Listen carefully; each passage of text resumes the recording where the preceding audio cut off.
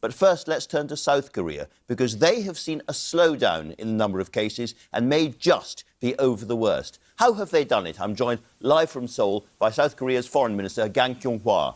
Foreign Minister, thanks for joining us. You have, as a country, adopted a particular... Yes, thank you for having me, Mr. Marr. Thank you. You have adopted a particular strategy towards this. Just explain to us the basis of your strategy. Yes.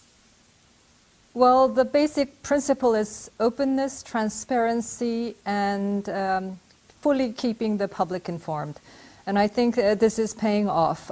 We have a very good healthcare system to begin with. We have a system that is highly wired, as you can imagine, and fully utilizing that, we have dealt with this outbreak from the very beginning with, just full transparency, and that's the way we've won the public trust and support for this. And as you say, we are seeing a stabilizing trend.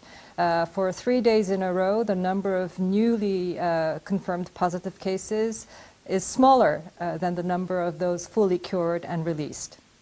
You've also got the most extraordinary testing system. You're testing, I think, 20,000 people a day, Yes. which is far more than any other country of your size. How have you managed to achieve this, and why is testing central to what you're doing? Well, first of all, testing is central because that leads to early detection. It minimizes further spread, and it quickly treats those found with the virus. And I think that's the key behind our very low fatality rate as well.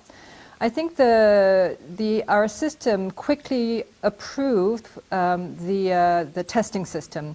After the Chinese authorities released the genetic sequence of the virus in mid-January, our health authorities quickly conferred with the research institutions here and then shared that result with the pharmaceutical companies, who then produced the reagent and the equipments needed for the testing. And so I think our testing is nearly 250,000 at this point, at 268,000 as of today.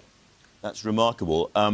The other thing that you do, of course, is that you monitor people afterwards. You're not going into the same kind of lockdown, the social Yes. exclusion that a lot of European countries are, but instead you're monitoring people by phone app. Mm-hmm. Again, can you explain why you're doing that and not closing down large chunks of your country? Well, I think this is being faithful to the values of our very vibrant democracy, which is open and the government fully in the service of the people.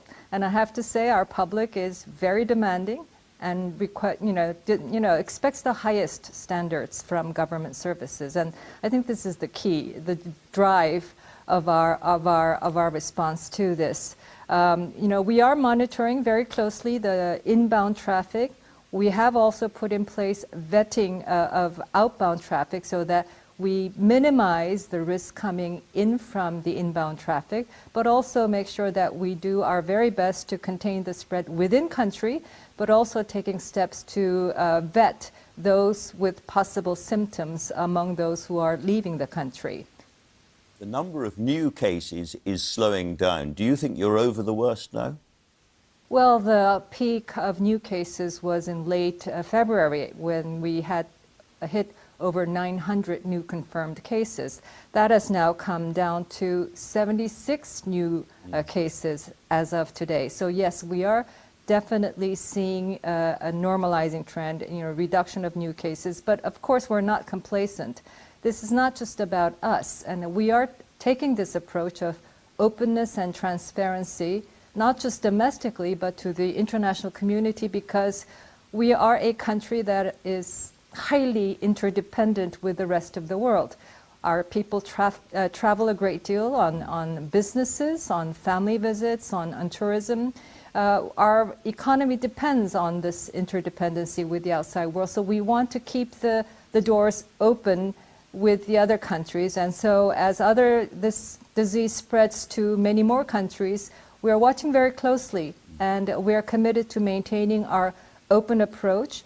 It may not be applicable in other countries with less IT infrastructure and other values, but I think in the end we have to acknowledge that this is not going to be the last time a novel pathogen becomes a global health threat. So we hope that our experience and our approach and model informs other countries dealing with this COVID-19, but also leading to greater international collaboration for better preparedness when this comes around the next time. As it will, in your view. This is not the end of, even if you get through this, it's not the end of the episode, it's the beginning of a new way of living, almost. Yes. One thing I also would like to point out, as governments, we also have to guard against panic. I think governments have to be cool-headed about this and do what we do based on evidence and science. Because I think, the declaration of the pandemic by the WHO risks, turning the spread of the virus into a spread of fear and phobia. I can't tell you how many incidents I get reports of Asians, not just Koreans, but being verbally abused, even physically attacked in other countries. And this, governments have to take responsibility to stop this kind of incident, because that is not helpful to generating the spirit of collaboration that we absolutely need to overcome this challenge together globally.